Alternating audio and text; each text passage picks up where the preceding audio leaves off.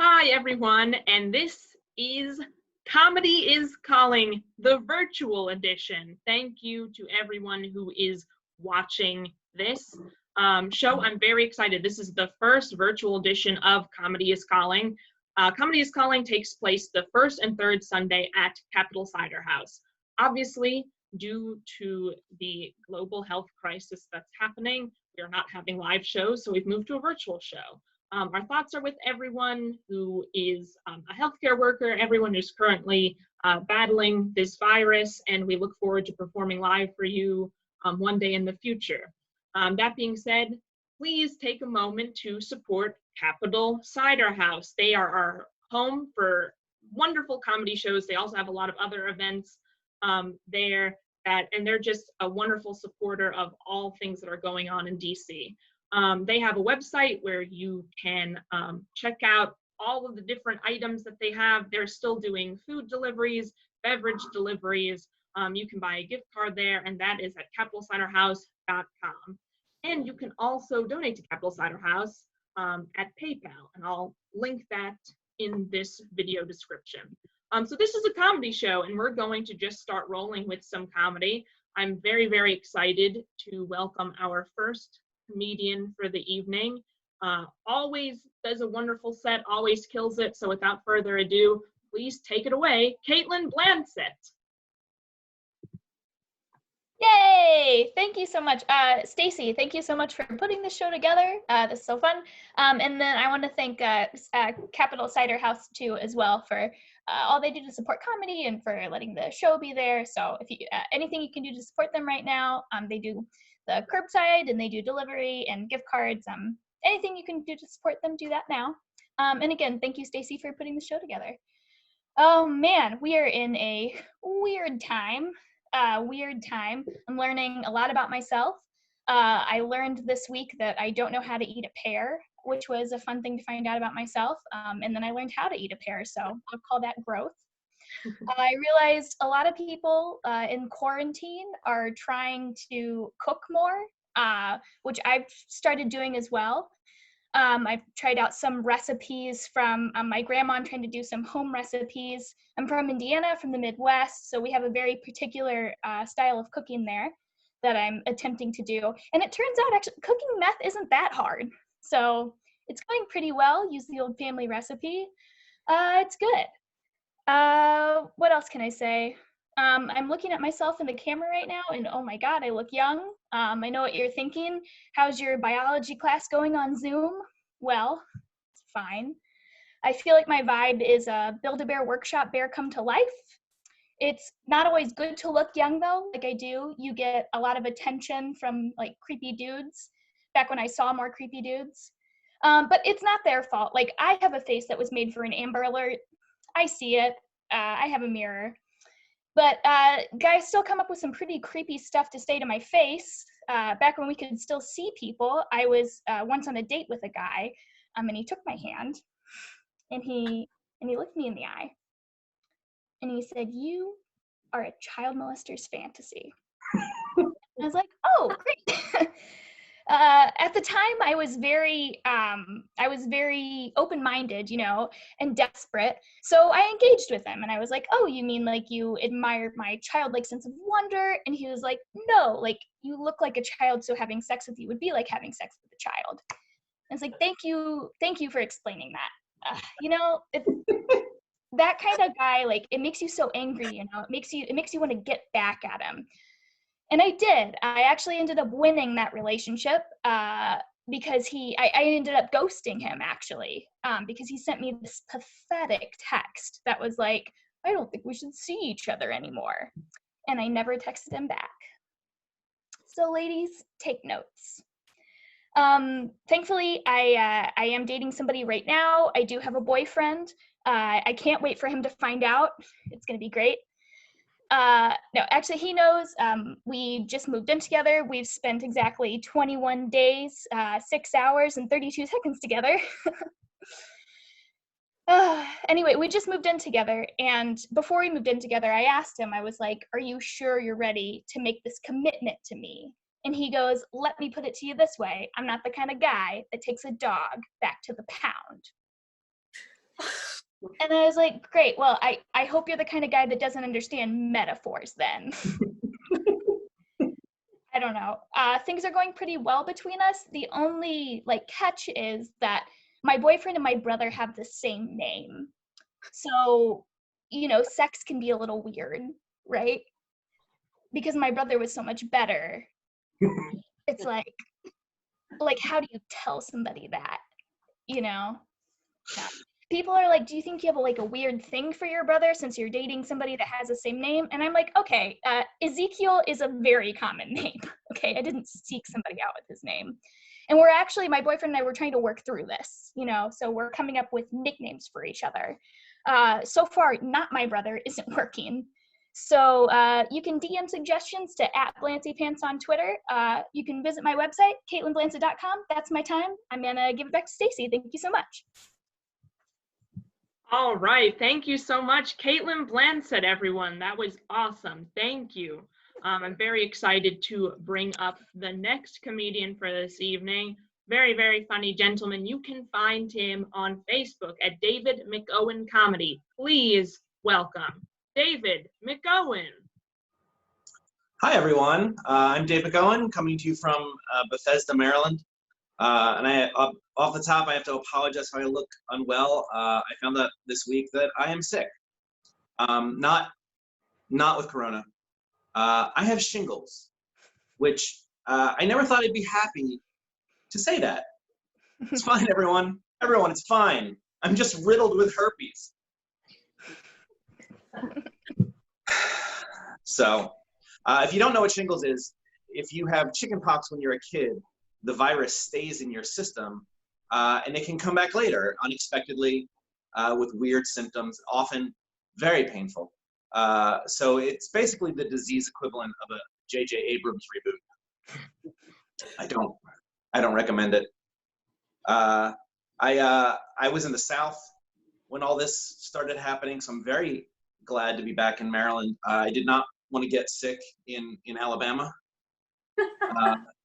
You know, doctor, I have a fever and a cough. Well, here, hold these venomous snakes. Will that help?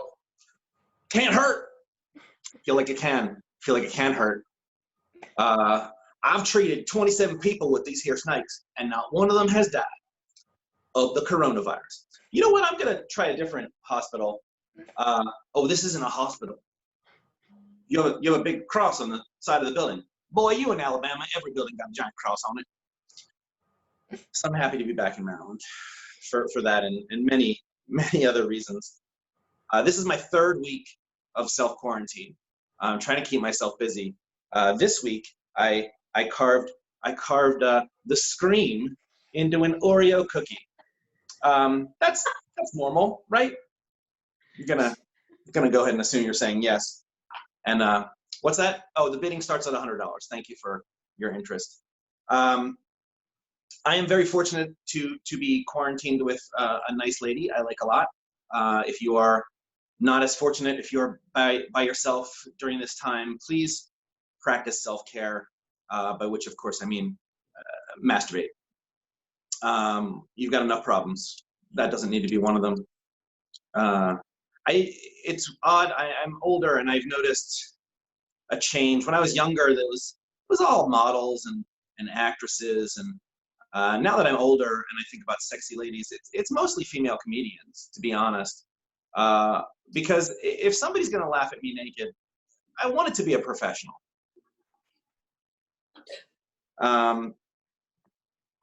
Watching a lot of television, reading a lot of news, which is not the healthiest. This was a news item. The former governor of California, Arnold Schwarzenegger, recorded a video on his phone and sent it out to the world via social media of him at his kitchen table with his pet pony and donkey, encouraging everyone to take precautions against the worldwide coronavirus pandemic. That sounds like a fairly mundane thing. If you had written that sentence in 1993, one of two things would have happened to you. Either you would have won a Hugo Award for excellence in science fiction writing, or, and I feel like this is probably way more likely, they would have put you in an insane asylum. It's odd times. I am watching a lot of television.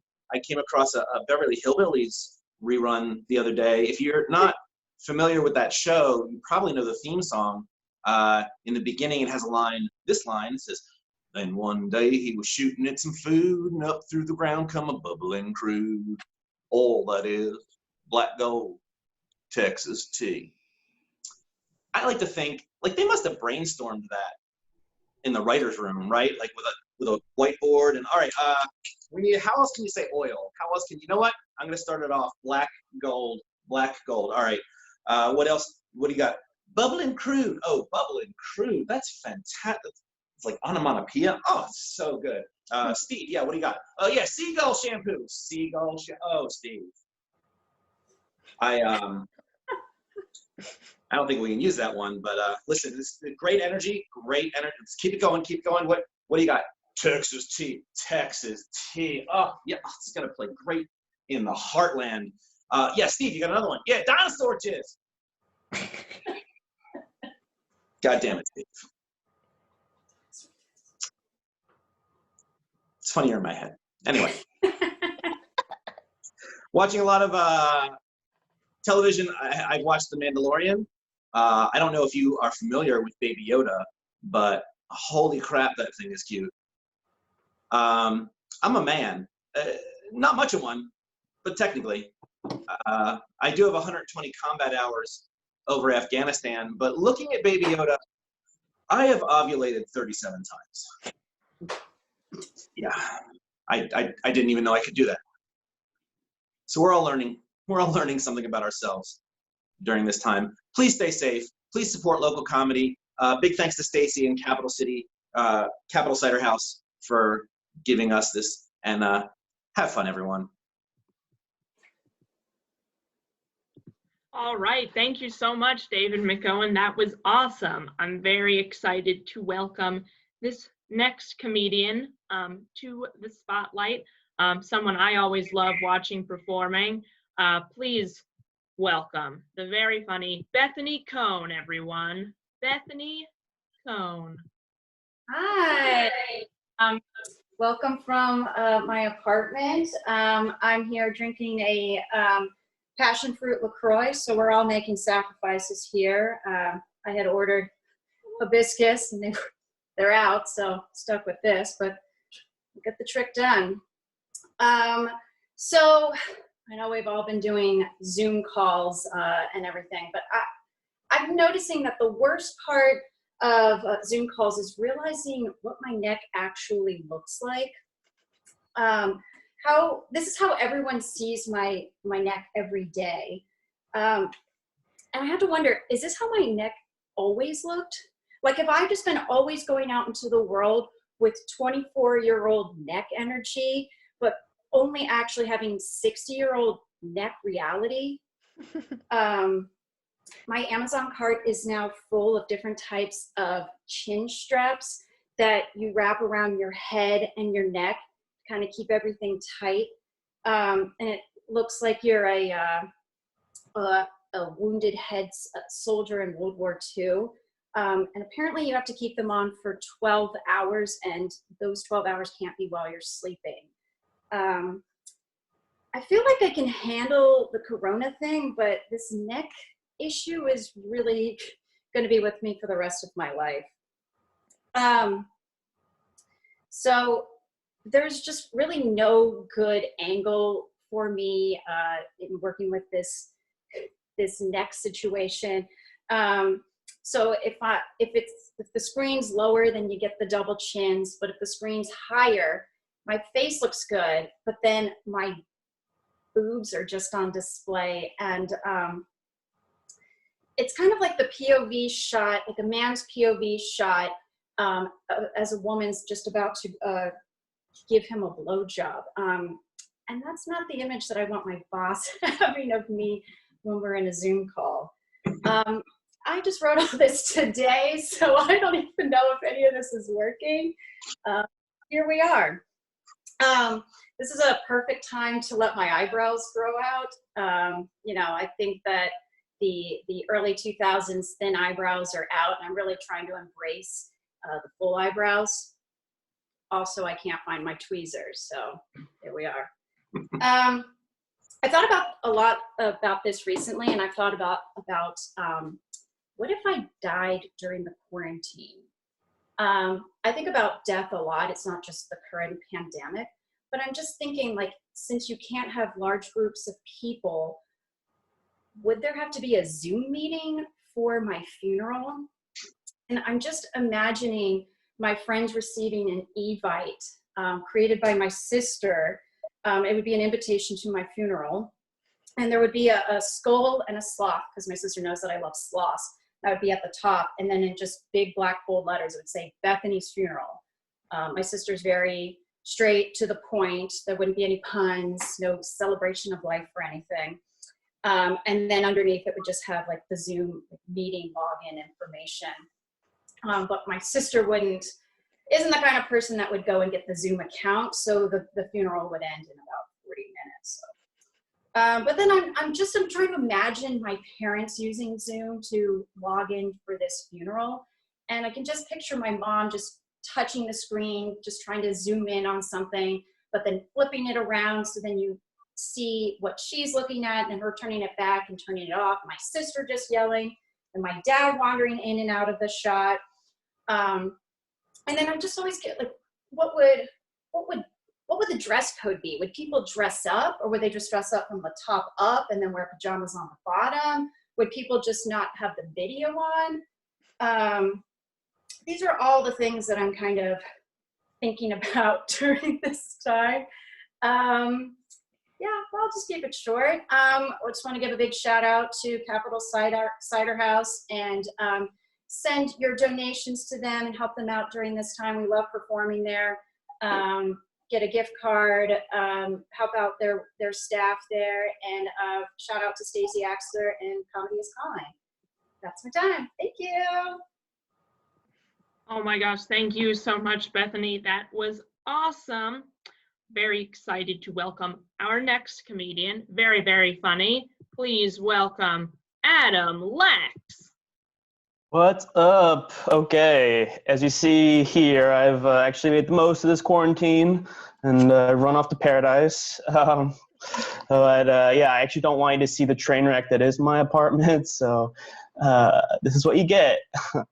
Oh man, but yeah, welcome to my webinar. And like every good webinar, I'd like to start it off with, are we recording? Is this thing on? Are we recording? Can you hear me? Yeah, I know I look like I just, came from a nice long vacation in Guantanamo Bay. But yeah, I know. I have this like vaguely Mediterranean, Middle Eastern look with like a dad vibe. Like I could be like skewering lamb or your life choices, you know. Like that's cool. Man, I don't know. Tiger King, man. Is anyone watching that? It's weird how that like show has kind of become like the pop culture craze of coronavirus. It's like we're all like fixated on, you know, the train wreck that is Joe Exotic's life, which is distracting us from the train wreck that is our country. So yeah, I don't know, but cool. I don't know. Yeah, so like I feel like a lot of right wingers like to say that Americans, you know, like we don't have any faith or religion anymore. I don't know. I don't agree. I mean, I feel like a lot of us, you know, believe in like some kind of higher power that controls our lives. Financial debt, you know. Like we don't have money anymore, you know. Like cash is just like it's like a myth at this point, like more than reality. I mean, which is definitely what you should tell homeless people when they ask you for money. if you want a one-way ticket to hell, at least.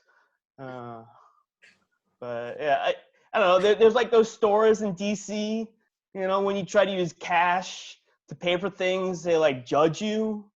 They like I hand them the cash to pay for something, and they look at it weird, and they're like, I'm pretty sure that the $20 bill has Andrew Jackson on it, and not Samuel Jackson. It says you. I actually live by, Samuel Jackson's ideology. We got to get these motherfucking snakes off this motherfucking plane, Words to live by. When I first came to DC, I did a lot of job hunting. It's like the worst. It's like, I'm always, working so hard to like get that one thing, and I just get rejected over and over again. It was just like my dating life, So I do like writing those resumes and cover letters. I love writing fiction. But yeah, no. And then there's like that phone interview, the like I could be naked interview, and possibly tweaking my nipples. Why, yes, I am interested in your benefits package. Very interested. Ooh. No. Cool. This is the weirdest experience I've ever had. Okay, awesome. Guys, remember I'm in paradise, all right? So I'm a little rusty. Oh man. Actually, you can tell I'm actually still in my interrogation cell, so thoughts and prayers. Back to where are we going? Okay, cool. Here. All right. So one last. I'm actually thinking about starting my own pop-up CrossFit gym. Yeah, it's called Helping Me Move. All right, I'm Adam Lax. Thank you so much. Give it up for Capital Cider House and Stacy Axler for putting this on. Thank you so much. All right, thank you so much, Adam Lax. And I'm very excited to welcome the next comedian. You can find her on social media and her website, sandybernsteincomedy.com.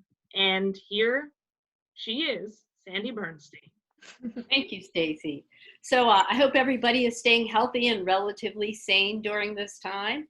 I know that major source of stress for me is going to the grocery store because there's nothing on the shelves. I mean, they say you should never shop when you're hungry. Well, now you can do it when you're fasting. I mean, last time there was nothing on my list. So I was just grabbing whatever I could find and throwing it in my cart. And by the time I was done, I ended up with a basket full of random items.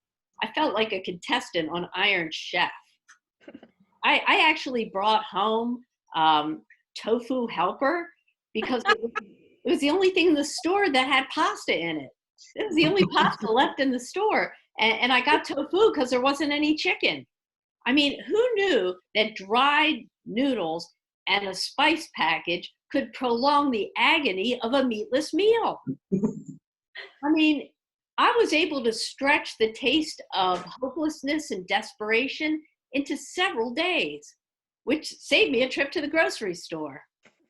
Yeah, so some of us were talking about all that we've learned during this time. I've learned that 20 seconds can be like an eternity. My face is itching constantly, and my husband spends a lot of time in the bathroom. Yeah, I've tried not to be paranoid about catching this coronavirus, but I've been overfeeding my cat because should I succumb to it, I do not want to be her next meal. I've been wearing like a full-faced helmet to the grocery store, motorcycle helmet. And, getting back to the hand washing, I've started doing it to the tune of 99 bottles of beer on the wall. And I sing it in its entirety, except I've changed the words to 99 cases of COVID-19, 99 cases of fear. If you come down, don't pass it around. 99 cases of COVID-19, 98. Well, you get the idea. But the only problem is that I'm not even halfway through the song and I have to pee again. So I think I'm the one who's spending way too much time in the bathroom. I'll tell you, social distancing, right? They say you should be 6 feet away from each other. Well, I like to look on the bright side. At least now I have a legitimate reason not to have sex with my husband. Yeah, I was running out of excuses. Anyway, have you heard that crime is way down in Baltimore City? It is because they're no longer out on the street corner selling drugs. They've switched to Purell. Even the squeegee boys are in on it. And you won't believe the prices they're charging. $30 a squirt. I mean, that's more money than I put into my 401k. Come to think of it, that's more money than I currently have in my 401k. Oh man, I'll tell you, I'm missing stuff I never thought I would miss, like traffic, trying to search for matching dumbbells in my gym, Metro when it's single tracking. Well, you know what? On second thought, I think I'm going to need a couple more weeks of quarantine before I can really miss single tracking on Metro. I got to be honest about that. I also miss flying. Last time I was sitting next to a stranger and I looked down at the laptop and there is some hardcore pornography playing. And let me tell you, he was embarrassed. I couldn't close my laptop fast enough. I thought he was really offended until halfway through the flight, he asked me for my Pornhub password. So it turns out we were like-minded travelers, just a couple of undercover freaks. So how about the census? I mean, has anybody completed the census? I can't get over how pushy they're being about this census in the middle of a pandemic. I mean, every time I go to the mailbox, I find another notice that says, shape your future, help your community, stand up and be counted, complete the census today. I mean, they need to slow down. I'm sorry. But 5 months from now, those numbers are going to be way off if the coronavirus keeps going like this. Okay, well, that was kind of dark. But anyway, I'd like to thank Stacy for putting this together, and she's going to tell you some more about how to support the Capitol Cider House. Take it away, Stacy. Thank you so much, Sandy Bernstein. Before I talk about Capitol Cider House, I do want to thank all of the comedians you just saw: Caitlin Blanchett, David McOwen, Bethany Cohn, Adam Lax, and Sandy Bernstein. All 5 of these individuals do a lot of comedy and performing, and you can find their videos on the internet, and I am sharing those links below. So if you like them, keep on watching and supporting them. But yes, Capitol Cider House is a wonderful venue, and we do so much wonderful comedy there. Again, the first and third Sunday of every month. If you like this virtual show, there will be more virtual shows to come, and we are keep bringing you those while we wait to return to normalcy. In the meantime, I can't even speak, but in the meantime, visit Capitol Cider House online. They have a wonderful website that's so easy to use, capitolciderhouse.com. You can find out how you can get delivery. You can find out how you can get a gift card. You can also, via PayPal, donate to their virtual tip jar, because Capitol Cider House is keeping the entire team on while this entire situation is unfurling. You can find them at PayPal/CapCiderHouse, and I am also going to link that here. But thank you so much, everyone. Thank you again to the comedians, and we will see you soon. Goodbye.